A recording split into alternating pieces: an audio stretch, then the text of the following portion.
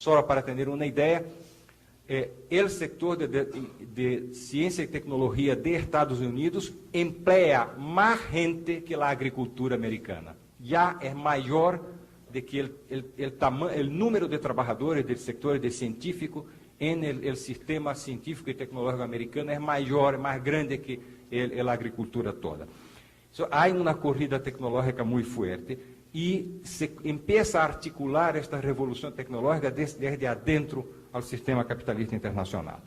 Y en este cuadro de los últimos años, hubo también una cosa muy importante, que fue una capacidad de los grandes países a coordenar sus políticas monetarias y cambiarias. Esto fue importante para mantener el crecimiento del sistema. Bueno, ¿qué pasó además? Pasó un cambio muy importante a nivel de la División Internacional de Trabajo, que voy a hablar ahora. La más importante, la primera, es un movimiento muy fuerte de interpenetración capitalista en términos de inversiones de Japón y Alemania hacia Estados Unidos, de Japón hacia Europa, de Estados Unidos hacia Europa. Se estrechó muchísimo la inversión directa extranjera, la transnacionalización masiva de las empresas europeas, japonesas, americanas. Así que las corrientes de inversión se profundizaron muchísimo. Segundo, los bancos, especialmente los bancos japoneses y los bancos alemanes, pero muy importante, los bancos japoneses son hoy los bancos transnacionales y los más grandes del mundo, los bancos japoneses. Así que hay un movimiento muy fuerte de inversión cruzada intra países capitalistas centrales. Además disso, cambios importantes en el comercio internacional. El comercio internacional creció en los últimos años más que el crecimiento del conjunto de la economía mundial capitalista. Por ejemplo, el año pasado el comercio internacional creció el 7%, en cuanto la economía capitalista creció el 4% en su promedio. Esto significa que además el comercio internacional se hace crecientemente en bienes y servicios de alta tecnología. Bueno, entonces este es un panorama muy rápido del que pasa en la División Internacional de Trabajo en los últimos años. ¿Qué significa, en este sentido, la ideología neoliberal que los países más importantes plantean y qué significa de hecho y por qué tiene tanta fuerza la ideología neoliberal? Es porque la ideología neoliberal corresponde a la necesidad de globalización de las relaciones capitalistas de los grandes capitales internacionales. Significa en la práctica el camino para que los intereses muy objetivos de los grandes capitales, de los grandes bancos, las grandes transnacionales americanas, europeas y japonesas, que significa abrir los mercados, permitir el libre juego de la inversión y las nuevas formas de la dominación económica a través de la supremacia tecnológica. En el fondo, el sentido más esencial del neoliberalismo y su fuerza. ¿Y por qué tiene tanta fuerza? Y porque tiene el apoyo de los sectores capitalistas más avanzados de los sistemas internacionales. Y esto significa no solo que el sistema no tiene contradicciones, sino las tiene. La cuestión de los macromercados está puesta, evolucionó de manera muy rápida. La cuestión de unificación europea, que fue modificada con la cuestión de la reunificación de la Alemania, la unificación de la Alemania y la tendencia de integración del este europeo en Europa, significa también la posibilidad de integración de la Unión Soviética y Europa. Habrá una tendencia casi irresistible de formar un gran bloque económico en que Europa y Unión Soviética se forman un gran conjunto económico. Yo entiendo que la reacción del presidente Bush, tardía, porque nunca en 10 años de crisis de América Latina, en 10 años en que la economía de América Latina está enrugada, estrangulada por la deuda externa y por la brutalidad social, y nunca Estados Unidos se preocuparon en hacer ninguna propuesta para América Latina. Y ahora, cuando ven la posibilidad de que a través de la unificación de Alemania, Unión Soviética y Europa hagan un bloque económico muy fuerte, hace la propuesta de un gran proyecto americano global. Faltan 2 minutos. Un minuto. Sí, bueno, estoy en la conclusión. Entonces, este proyecto es claramente un proyecto neocolonialista, porque este es una armadilla en que América Latina no puede caer, porque Estados Unidos es de los grandes bloques económicos el que está más retrasado desde el punto de vista tecnológico. Él es el que tiene la necesidad de hacer formas de dominación más explícita, es el que tiene la necesidad de imponer a través de su ley de comercio restricciones, de hacer presión, porque los otros, Japón y Alemania, tienen su propia eficiencia y su fuerza económica para imponer su supremacia a través de la fuerza de mercado. Estados Unidos tienen la necesidad de hacer un sistema de dominación más explícito. Así que la alternativa que propone a América Latina es o el retroceso o la submisión pasiva, ¿no? Esta es la alternativa que pone a América Latina. Y significa que para la izquierda de América Latina, la necesidad de formular una opción democrática, socialista y soberana, significa pensar no solo el problema de la integración regional de América Latina, pensar cómo América Latina se pone frente a este bloque de Europa y Unión Soviética, y cómo América Latina también no se deja caer en la armadilla americana y mantiene su espacio de comercio y de relación económica con Europa y con los sectores socialistas. En tercer punto, cómo América Latina protege y hace una política muy fuerte de desarrollo tecnológico y de capacitación nacional para que pueda entrar en este juego sin ser simplesmente una colonia económica. Este es un punto fundamental. Claro que las reformas sociales, la educación sin educación, sin reformas sociales profundas, no hay como América Latina puede hacer también una política de desarrollo tecnológico. Este pone en cuestión un problema muy importante.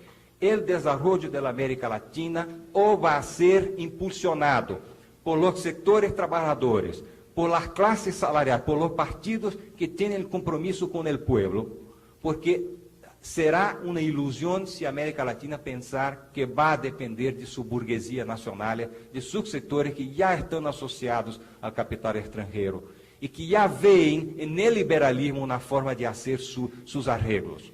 Entonces, está en la práctica en los últimos 10 años, en que las burguesías de América Latina nada hicieron para poner una alternativa. O los partidos de izquierda y los sectores políticos que tienen el compromiso con el pueblo de América Latina son capaces de articular una alternativa de desarrollo económico y tecnológico y social, capaz de hacer que se haga una soma de fuerza en las sociedades latinoamericanas para hacer que este proyecto sea un proyecto hegemónico en la sociedad, o América Latina va a estar fadada a la marginalización, al empobrecimiento. Muito obrigado. Muito obrigada.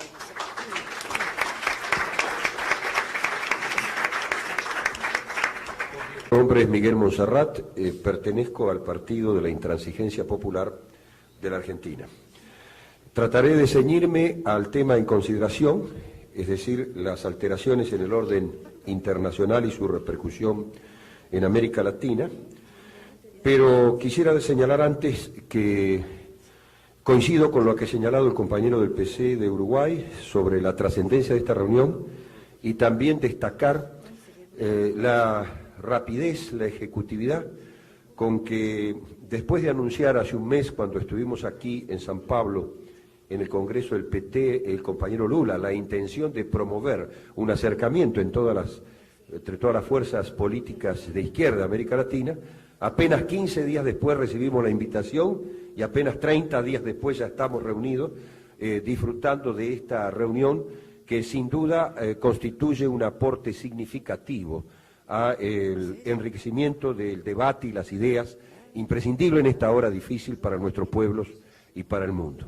De manera que destaco esa ejecutividad que demuestra que hay una capacidad de reflejos y de respuesta rápida frente a los nuevos desafíos. Sobre el tema, bueno, debo decir que coincido con casi todo, o mucho, gran parte de lo que aquí se ha señalado con respecto a las alteraciones que se han producido en el mundo y la forma en que esto repercute en América Latina, y también en cuanto a que existe una estrategia del imperialismo y que está desarrollándose una ofensiva neoliberal que creo no sería realista reconocer. Estamos frente a esa ofensiva, pero debo señalar también que el otro punto que habla de cuáles son las perspectivas de ese desarrollo capitalista en nuestro continente latinoamericano, me lleva a pensar que pese a la situación desfavorable para los pueblos, como consecuencia de esta ofensiva, sin duda este modelo que se trata de imponer en nuestros países encierra contradicciones muy grandes con respecto a la realidad histórica, económica, social y cultural de nuestros países, que habrá de provocar luchas y situaciones que demostrarán finalmente con toda claridad que es un modelo absolutamente inviable en América Latina, que es un modelo que podríamos calificar como una suerte de taiwanización que se intenta aplicar en nuestro continente, pero que ya está chocando con el desarrollo social y cultural de nuestros pueblos, producto de largas luchas sociales, y que además es un modelo que es absolutamente incompatible con la vigencia del sistema democrático, aún del sistema democrático controlado, restringido, que el imperialismo ha diseñado para nuestros países en esta etapa, porque este modelo lleva a un creciente empobrecimiento de los pueblos, a la agudización de las tensiones sociales, a los conflictos y las luchas, y frente a eso no hay otra respuesta por parte del imperialismo, de las oligarquías nativas socias del imperialismo y de los gobiernos traidores que soportamos en nuestros países, que la de intensificar la represión y de crear crecientes mecanismos de coerción. En este momento en la Argentina es tema de debate la reglamentación del derecho de huelga y una llamada flexibilización laboral que significan lisa y llanamente derribar, demoler toda la legislación laboral protectiva de los derechos de los trabajadores.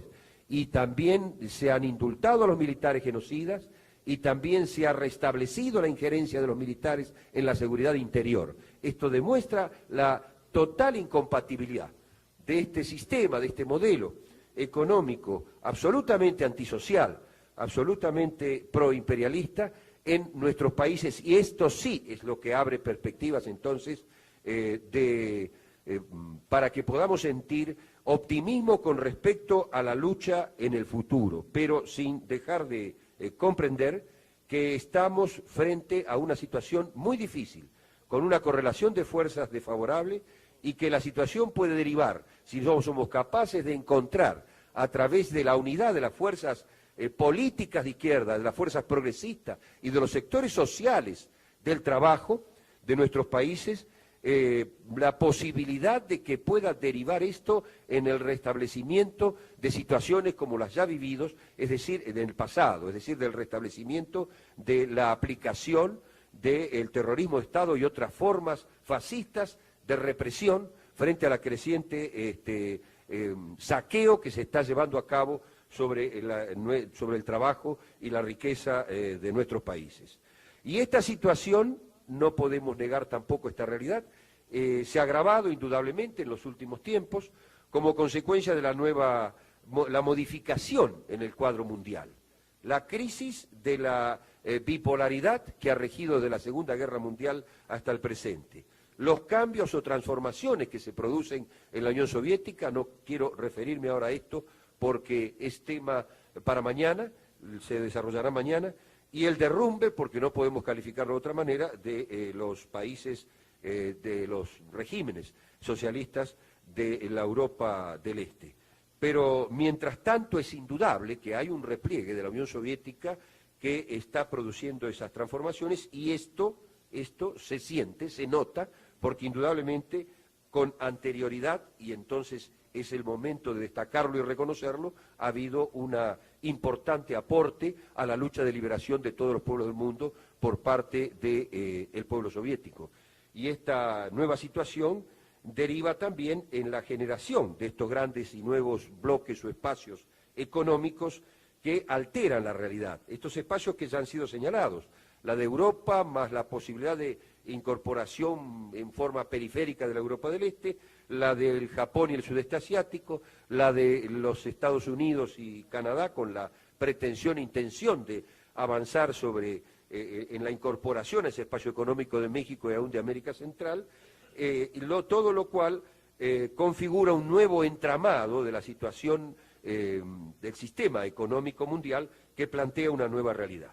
Y la nueva realidad se expresa indudablemente a través de una mucho mayor agresividad del imperialismo. Hoy se ha mencionado el tema de Panamá, y se lo ha mencionado, yo no comparto, como un manotazo ahogado del imperialismo. Yo creo que es una expresión de una nueva forma de brutalidad y de agresión que ha constituido un verdadero genocidio. En Panamá fueron asesinadas lisa y llanamente más de 7.000 personas, mientras la prensa del mundo, manipulada por el imperialismo norteamericano y sus socios, se dedicaba a hablar de la represión en la plaza de Tiananmen en China y de la represión real o supuesta en Rumania. Y en Panamá ha habido una invasión. Yo tuve la responsabilidad de integrar una comisión investigadora dispuesta por la Asociación Latinoamericana para los Derechos Humanos, ALDU, que visitó Panamá en los primeros días de marzo, y allí pudimos recoger testimonios y observar sobre el terreno las huellas frescas de lo que significó esa invasión, que no es un episodio más, que antes creo no habría sido posible, sino solo a partir de esta nueva situación que se ha creado en el mundo, donde vimos poblaciones civiles arrasadas por bombardeos e incendiadas, donde tuvimos conocimientos de que se quemaron cadáveres en las calles de la ciudad, que fue posible luego identificar. Tuvimos oportunidad de ver también fosas comunes y ver el enorme saldo de dolor y de muerte que trajo para este pequeño país hermano esa brutal intervención del imperialismo norteamericano, que es propia de esta etapa de soberbia y de prepotencia exacerbada como consecuencia de estas nuevas condiciones a lo que nos estamos haciendo referencia. Y no es ajeno a ello, naturalmente, las nuevas formas crecientes de provocaciones y de agresión que está sufriendo Cuba. Pero, por supuesto, destacamos la firmeza de la Revolución Cubana, que es una revolución en marcha, y es también el momento oportuno para que yo reitere el compromiso militante que tenemos todos los latinoamericanos, progresistas y de izquierda, con esa revolución que es para nosotros un faro y una guía en estos momentos difíciles. Pero bueno, estamos entonces en el pleno apogeo del saqueo a nuestro pueblo. El saqueo ocurrió siempre, dentro de poco se recordará el 5º centenario del llamado descubrimiento de América, ahora eufemísticamente llamado el encuentro de dos culturas o dos continentes. Son casi 5 siglos de depredación, de rapiña, de saqueo, pero las formas recientes, las formas de esta época, las nuevas formas de saqueo que comienzan en la década del 70, con el endeudamiento forzado de nuestros países y con la fuga de capitales sistemáticas, y voy a coincidir con lo que dijo el orador que me precedió hace poco sobre el rol de las burguesías de nuestros países, que ya no son más burguesías nacionales, sino que son burguesías rapaces y apátridas que están vinculadas al imperialismo y que se han transnacionalizado a partir de su inserción en el sistema financiero internacional, lo que las convierte en socias del endeudamiento forzado al que fueron sometidos nuestros países, y por lo tanto utilizan el mecanismo del endeudamiento como una forma de promover una transferencia de recursos desde los sectores del trabajo hacia estos sectores minoritarios, incrementando la pobreza y las desigualdades sociales en nuestros pueblos, porque la deuda la pagan nuestros pueblos a través de la recesión y de la deuda se benefician esas oligarquías que transfirieron al exterior el producto de la deuda. En la Argentina, las 2/3 partes del crecimiento del endeudamiento no tiene explicación a la vista porque no surge ni de las compras en armamento, ni de las importaciones superfluas, ni de las inversiones en el exterior, y es por lo tanto un mecanismo de transferencia de recursos al exterior que se suma a la fuga de capitales que promueve esta burguesía que acumula capital, no lo invierte en el país. Y en el caso de la Argentina, cito la cifra, se estiman 60.000 millones de dólares los depositados por estas minorías en el exterior, una suba equivalente a la de la deuda externa. De manera que el endeudamiento y la fuga de capitales es el moderno instrumento por el cual se ha convertido a nuestros países en tributarios de un sistema imperial, de un sistema feudal, porque hay una similitud con la situación de los vasallos en la Edad Media que debían pagar un tributo para que el señor feudal viviera en la opulencia y pudiera mantener un ejército.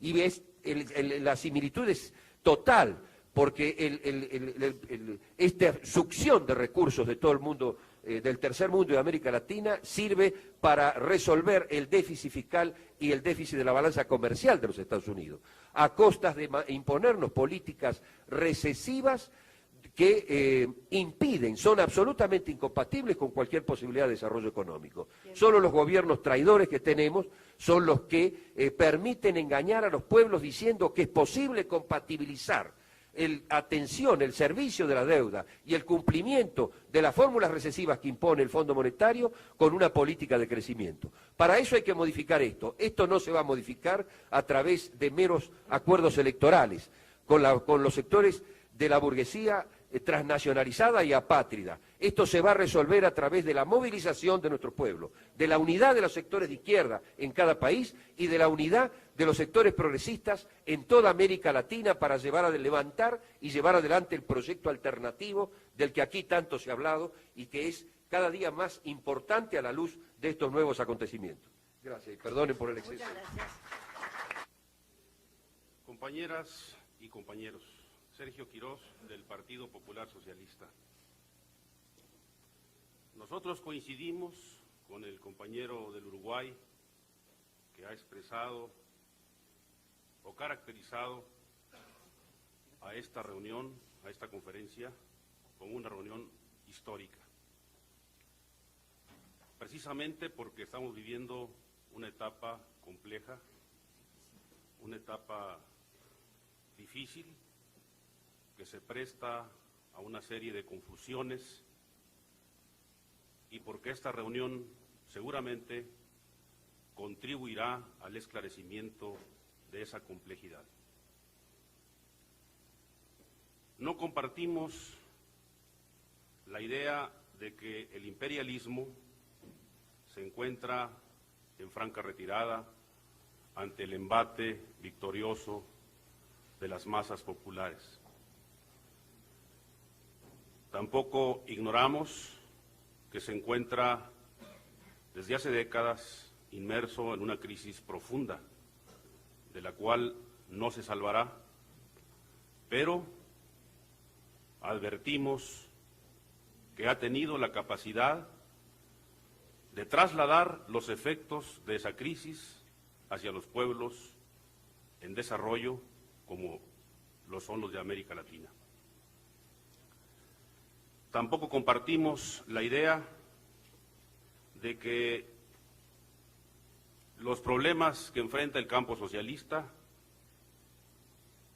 tienen exclusivamente obediencia o consecuencia de razones internas, del fracaso total de un cierto modelo de desarrollo. Nosotros en su momento expresaremos nuestro punto de vista al respecto, pero consideramos importante señalar que hay factores de orden externo de una gran importancia que tienen incidencia en los problemas actuales que enfrenta el campo socialista. Se ha hablado aquí de un fenómeno propio de nuestra época. la revolución científico-técnica. Esta que ha incursionado en todas las áreas industriales, que ha modificado normas de conducta laborales, pero que fundamentalmente ha incrementado la productividad, como todos los movimientos de ese tipo, ha permitido al imperialismo iniciar o delimitar, definir una nueva división internacional del trabajo. Para los Estados Unidos, por ejemplo, hoy el 70% de su mano de obra no se encuentra en las manufacturas, sino en los servicios. El mismo proceso está ocurriendo en el Japón. Ello proviene de que esa productividad es insuficiente el propio país de origen para impulsarla y mantenerla en su ritmo creciente. De tal forma que han trasladado el papel que después de la Segunda Guerra Mundial tuvieron de los grandes manufactureros del mundo, que inundaron de mercancías a otros países para que cumplan exactamente esa función. Así surgió el proyecto de las famosas maquiladoras, de las cuales muchos países de América Latina, entre ellos México, están cumpliendo ya ese papel.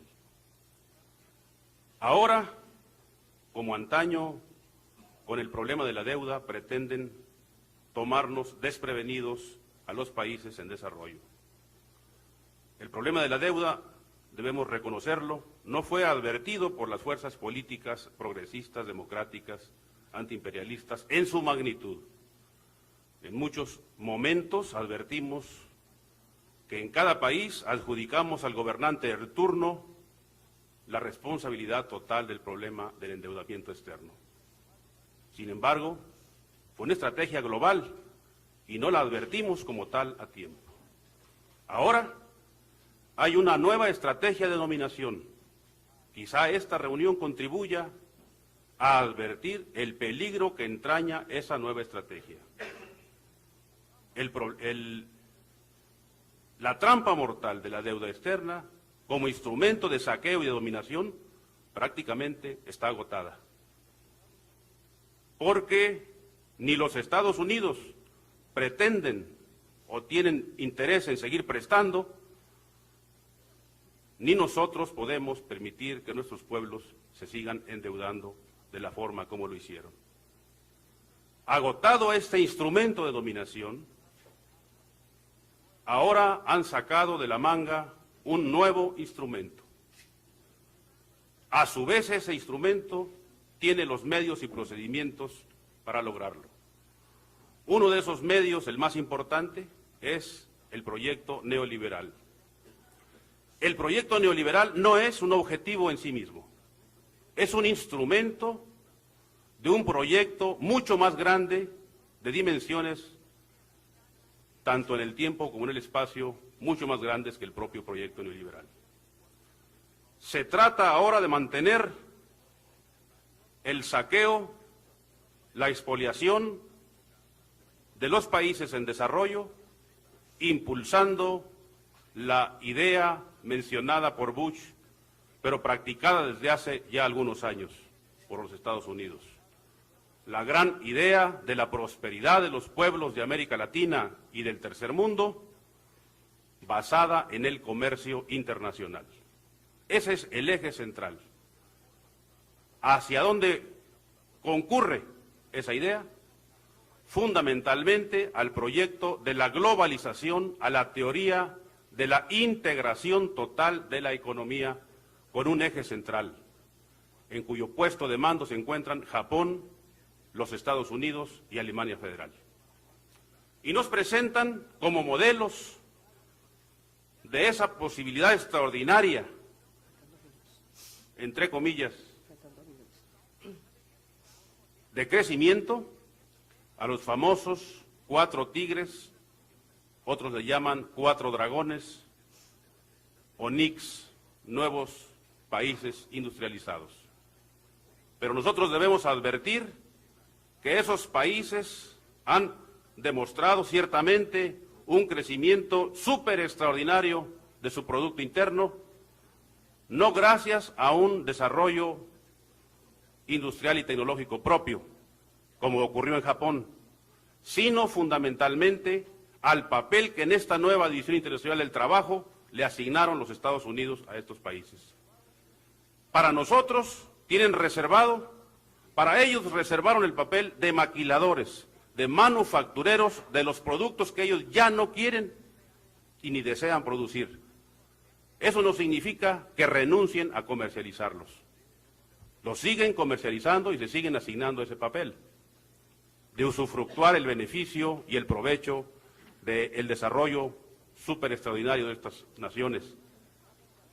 Y para nosotros, para los países más atrasados desde el punto de vista industrial, nos tienen asignado el papel de maquiladores de los maquiladores.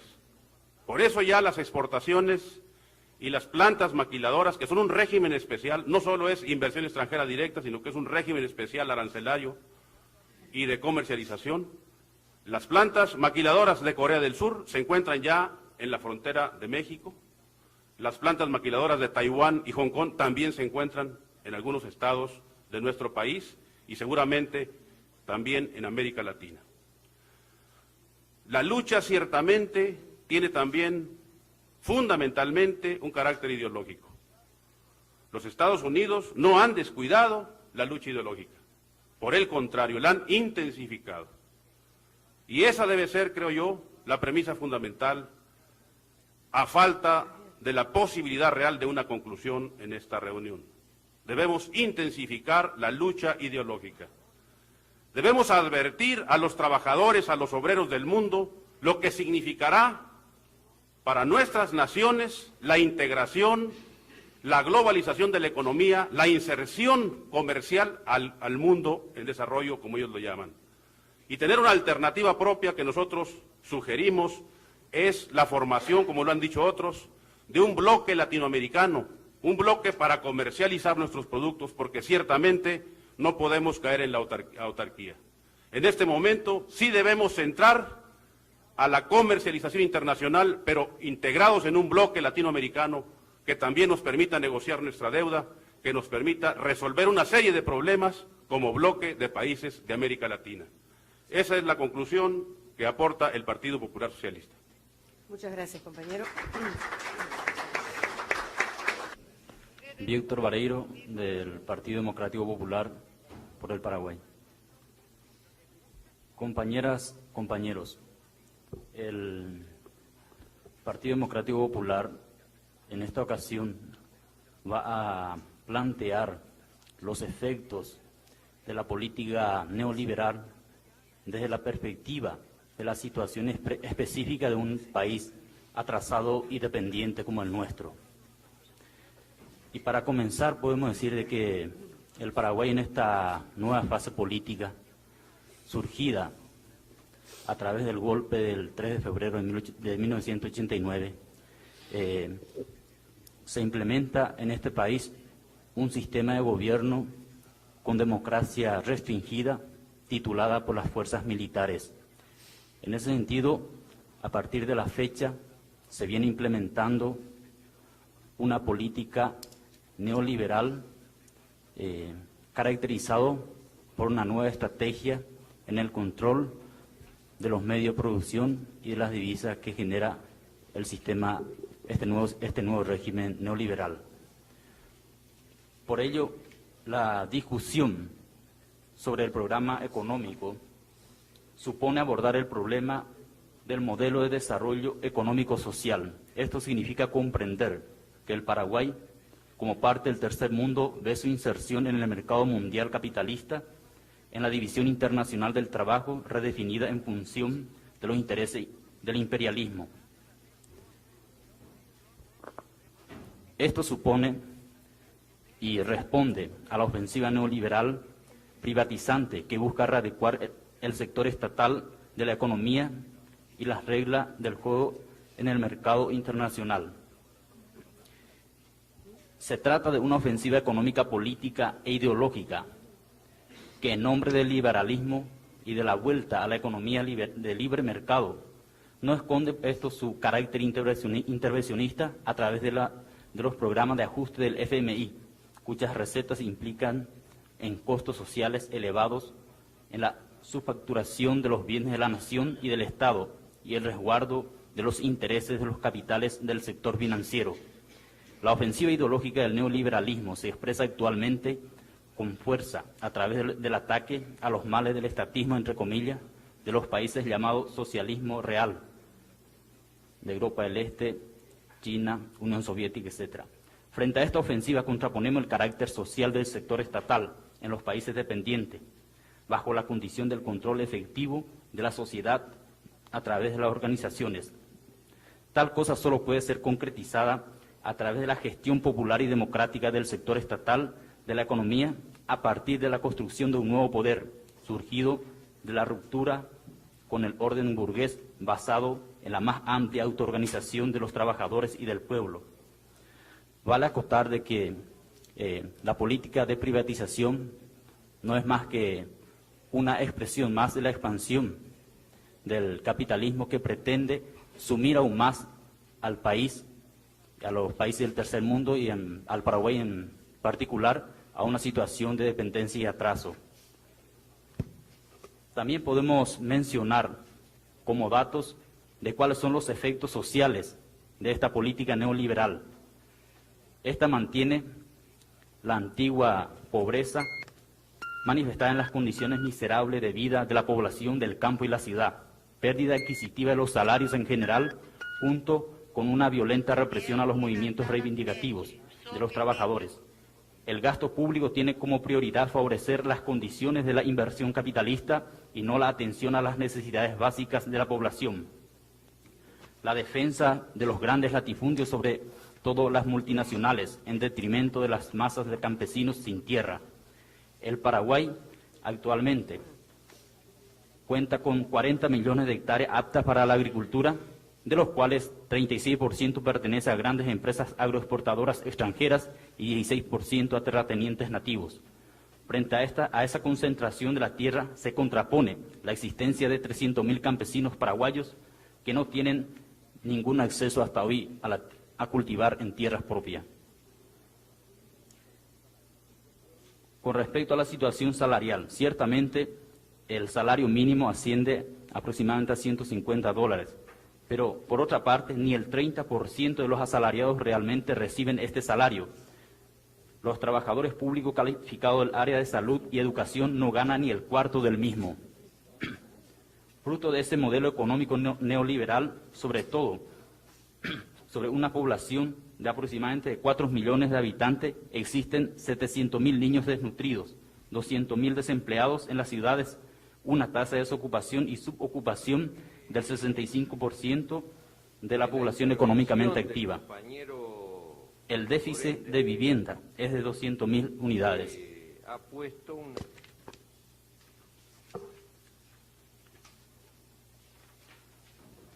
Por último, compañeros, voy a recalcar de qué forma se manifiesta la situación más explosiva en la implementación de esta nueva política en el área de Paraguay, que es un país eminentemente agrícola.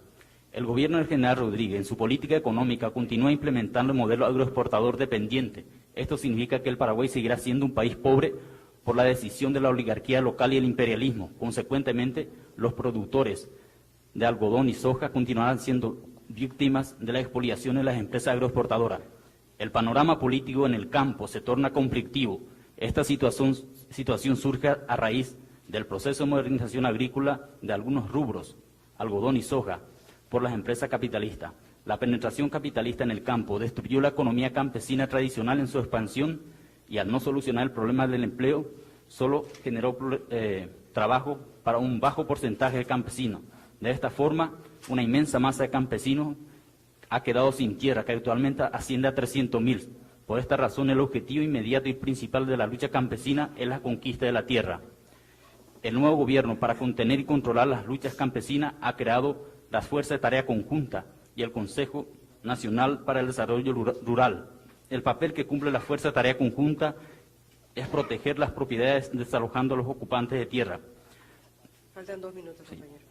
Por otra parte, cabe aquí señalar la concreción de la estrategia del conflicto de baja intensidad en el campo, con la creación de un aparato político que ha pretendido, por una parte, insertarse en las organizaciones naturales, tratando de controlar al movimiento popular.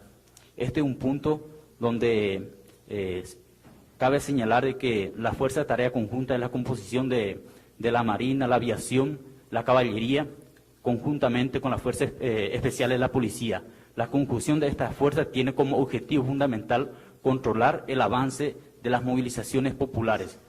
Como resultado o como conclusión podemos decir de que en el Paraguay, si bien no existe una izquierda tradicionalmente implantada o insertada en los sectores sociales, actualmente la inmensa masa campesinos, el movimiento obrero en ascenso, como la creación de más de 100 sindicatos a partir de un año aproximadamente, constituye hoy por hoy la resistencia fundamental a la política neoliberal. Por ello podemos decir de que el Paraguay, al igual que los países atrasados en América Latina, en este momento surge el desafío de cómo la izquierda, las organizaciones revolucionarias en general, se va a insertar dentro de estas organizaciones naturales.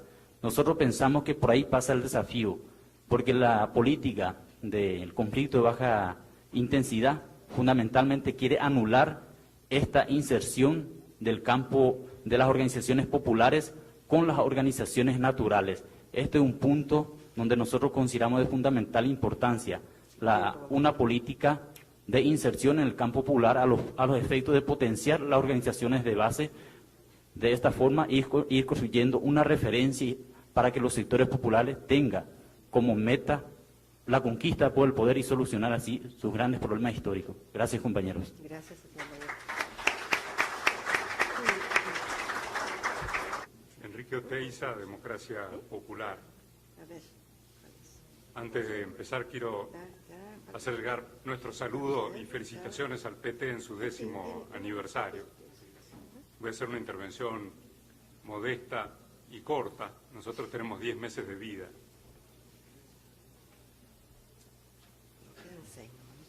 Bueno, en primer lugar, quiero coincidir con varias de las exposiciones, la que hizo el PT, la que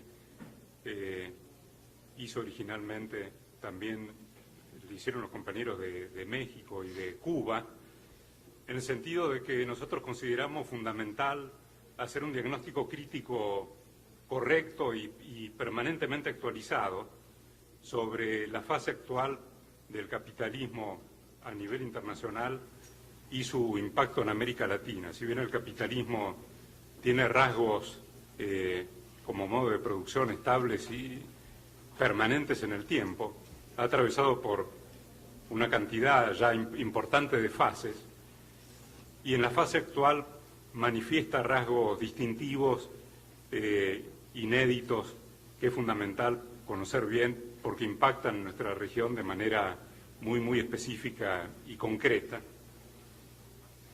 En cuanto a lo que se planteó en relación a la crisis, si bien es cierto que el capitalismo a nivel internacional no se puede decir que esté en este momento atravesando por un periodo de crisis, las formas de ajuste que este embate neoliberal impone en nuestra región sí son motores o vehículos de introducción en nuestras economías y en nuestras sociedades de crisis muy profunda.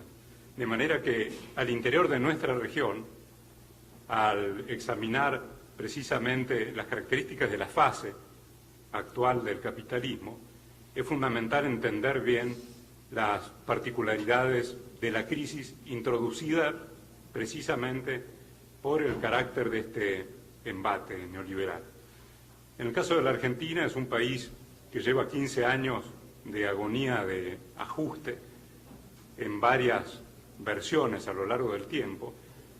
Cuando se inició este ajuste en el año 75, no había en la economía nacional una crisis tal como se entiende que es una crisis en términos económicos clásicos. El nivel de actividad económica era alto, el desempleo era bajo, la inflación comparada con la que hemos conocido después era baja también, la tasa de inversión era alta. El país sí tenía, a juicio de los sectores de izquierda, una crisis de desarrollo. O sea, consideramos que el modelo de sustitución de importaciones estaba llegando a un cierto grado de agotamiento, y no voy a repetir ahora los planteos que se hacían en ese entonces, pero sobre todo a partir del golpe militar y de la política económica de Martínez Dios, se introduce una profunda transformación en la política económica que busca la transformación de la estructura económica y social de nuestra sociedad nacional, en una línea inicial parecida a lo de los Chicago Boys de Chile, con apertura de la economía, un intento violento de desindustrialización. Este intento logró sus frutos a media, porque existía en la Argentina una burguesía, no la voy a llamar nacional, pero industrial relativamente importante. Incluso las propias Fuerzas Armadas tenían un sector industrial de bastante magnitud que de alguna manera u otra resistieron este embate desindustrializador. Durante este periodo de la dictadura militar, el país, que no estaba endeudado al origen de esta política de ajuste, adquirió el endeudamiento que posteriormente trajo lo que vendría a ser una segunda fase del ajuste, que es el ajuste que conocemos actualmente en América Latina, que se caracteriza por imponer una política económica que maximiza las posibilidades para el sector financiero transnacional de cobrar lo cobrable, lo que se pueda llegar a cobrar de nuestras economías. Este es el rasgo dominante de la política de ajuste actual. Esta política de ajuste produce, sí, una crisis económica en términos clásicos, que no había al comienzo de la política de ajuste, y produce una crisis en el modelo de desarrollo mucho más aguda que la inicial. O sea, en este momento el nivel de actividad económica en nuestro país está al nivel de 2 décadas atrás, con bastante más población que la que había en aquel entonces, con una distribución de ingresos regresiva en relación a la anterior, con endeudamiento y con una tasa de inversión extremadamente baja. Este es un rasgo compartido en los países de América Latina que están viviendo este tipo de ajuste, más o menos generalizado. Este ajuste tiene la característica de que marginaliza en forma creciente a proporciones muy altas de la población. En la Argentina se calcula actualmente que 1/3 de la población del país está sufriendo de manera violenta el impacto de estas políticas de ajuste. De esta manera, esta fase del capitalismo se expresa de formas muy diferentes a cómo se expresó el capitalismo y el imperialismo en la década del 60, en la época de la multiplicación de las inversiones de las empresas transnacionales norteamericanas y de Europa, que se instalaban en los países de América Latina y sobre todo en los más grandes, para explotar la sustitución de importaciones, precisamente, y hacer el negocio de la industrialización orientada hacia el mercado interno. Esta dinámica de las inversiones extranjeras industriales produjo en algunos de los países, los más grandes, y en donde ese ciclo duró más, como en el Brasil, los llamados milagros, que nosotros naturalmente criticábamos por su rasgo, digamos, de fuerte dependencia tecnológica y una serie de otras características del modelo, su injusticia social, etcétera. Pero en el momento actual, el embate neoliberal no produce ninguna dinámica económica significativa, al contrario, en muchos de nuestros países se está produciendo decrecimiento de la economía, aumento veloz del desempleo, y por lo tanto tiene posibilidades de éxito, digamos, sociopolítico, infinitamente menores que la expansión capitalista de la fase anterior. Faltan 2 minutos. Creo que precisamente el desafío para una izquierda latinoamericana que se actualice en relación a lo que está pasando en América Latina y en el resto del mundo es poder ser capaces de articular estas contradicciones violentas que genera en nuestra región la fase actual del capitalismo, crear nuevas fuerzas políticas y sociales que puedan motorizar un proyecto alternativo enfrentando al del imperialismo. Gracias. Muchas gracias. Camarín. José Carlos Ayón, por la Unidad Democrático Popular del Perú. ¿Te borró? ¿Sí? Los problemas de los cambios en el orden capitalista que se han venido esbozando son, por supuesto, muy complejos y es difícil esperar una solución simple, sería absurdo. Contra eso conspira no solo el tiempo reducido que tenemos, sino también otros aspectos, porque junto a muchas contribuciones que hemos venido escuchando atentamente y anotando y aprendiendo de ellas, hemos podido percibir también dos peligros en esta discusión. Una primera es que no hay una claridad a identificar cuáles son los problemas fundamentales de este cambio. Por supuesto que hay infinidad de aspectos, pero ¿cuáles son los problemas fundamentales? Mientras no lleguemos a una claridad sobre esos problemas fundamentales, no tenemos el comienzo de la solución. Vamos a especular. Y en segundo lugar, un problema de orden metodológico. Nos parece haber a veces una tendencia a absolutizar algunos aspectos de una manera unilateral, a generalizarlos, a absolutizarlos. Algunos compañeros hablan, por ejemplo, de la crisis y la debacle imperialista, ¿no?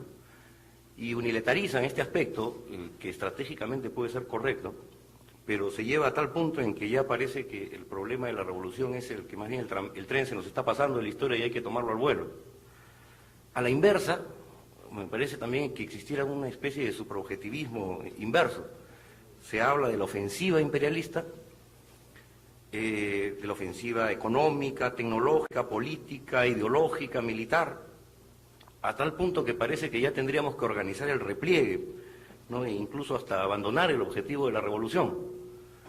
Si estos fenómenos se ven de esta manera unilateral, es imposible resolverlos, ¿no? Ni identificar los problemas, que los hay, si no, no estaríamos ni siquiera seguramente reunidos, y en segundo lugar, resolverlos. No quiero generalizar un método que tenemos costumbre en nuestra organización, un método de guerra para examinar las cosas, porque detrás de las noticias que seguramente a muchos de ustedes les llegan acerca de las elecciones de Fujimori, acerca de las elecciones de Alan García, o etcétera, etcétera, el hecho es que en nuestro país en los últimos 10 años vivimos una guerra interna que nos lleva costando ya 19.000 muertos. Una guerra interna en la cual muchos de estos muertos son nuestros, que tiene centenas de desaparecidos y centenas de presos políticos pudriéndose en las cárceles del Perú, y que tiene a la mitad del país en estado de emergencia. No digo que esto sea toda la situación general, y sería abusivo decirlo y irrespetuoso de toda América Latina, pero tal vez esto nos acostumbra, o nos ha acostumbrado a verlo, al menos en nuestra organización, desde este punto de vista, analizar los problemas políticos. Cuando el enemigo se mueve, por supuesto que nos interesan sus objetivos y sus intenciones, pero lo que más nos interesa son los flancos y las contradicciones que abre, porque es una ley de la guerra, todo el que se mueve abre flancos, y ahí es donde tenemos que golpear. Sus intenciones ya las sabemos. Y es tal vez estas contradicciones las que tendríamos que ubicar. En primer lugar, entonces, los problemas, y sobre esta base, ¿cuáles son las contradicciones? Todos hablamos de que hay cambios en el imperialismo. ¿Cuáles son exactamente estos problemas y estos cambios?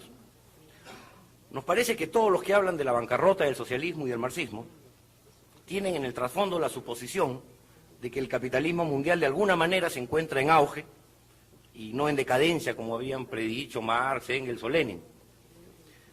Y las evidencias aparentes para esto son reales, o sea, existen, no se pueden negar, y se pueden enumerar incluso.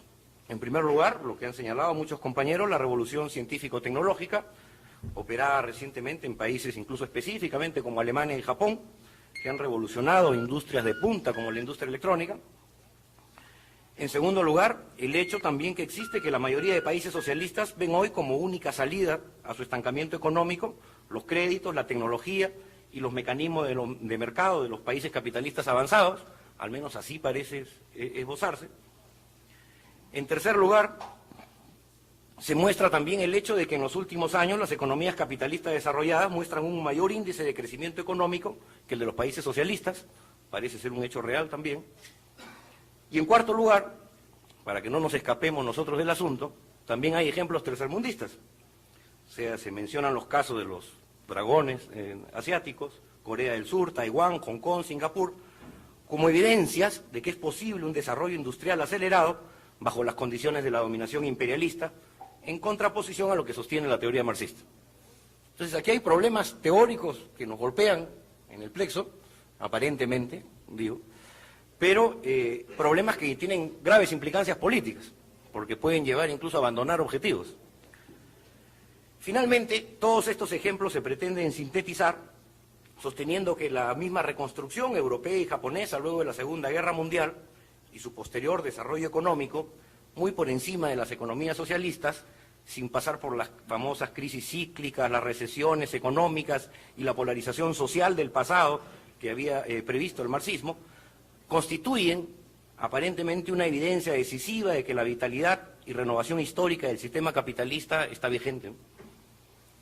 Entonces, nuestro problema es, con cargo a que hemos entregado un pequeño documento que encierra un trabajo colectivo nuestro, yo no lo puedo resumir en 10 minutos, me es imposible, por más que he intentado, vamos a entregarlo por escrito, es parte de nuestro trabajo colectivo por evaluar esta situación, no pensamos que es la palabra definitiva, ni mucho menos, pero este es el movimiento que notamos en el capitalismo.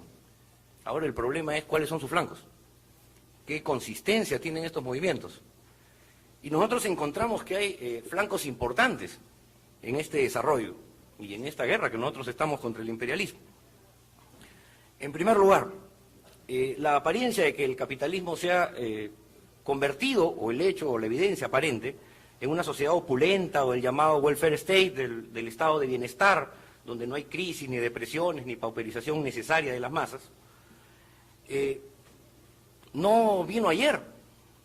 Empezó a construirse a partir de posteriormente a la Segunda Guerra Mundial, en base a todo el proyecto keynesiano, ¿no? que planteaba un reacomodo, una reorganización del llamado capitalismo salvaje de libre mercado, y que significó, particularmente después de los acuerdos de Bretton Woods del año 44, significó, a partir de los países vencedores, los países imperialistas vencedores, la constitución de una serie de organismos, el FMI, el Banco Mundial, el GATT, etcétera, que tuviera como objetivo regular el comercio y la producción mundial. Y impedir, como lo sostenía Keynes, construir instrumentos eficaces de crédito que permitieran combatir la desocupación que crea espontáneamente el capitalismo, ¿no? El ejército de reserva, estimulen la inversión y el consumo, eliminando así las crisis cíclicas del capitalismo. El proyecto keynesiano emergió así como una alternativa viable y realista frente a la teoría económica liberal para sostener la propiedad privada capitalista frente a la amenaza de la revolución socialista, tal como enfatizó el mismo Keynes, ¿no?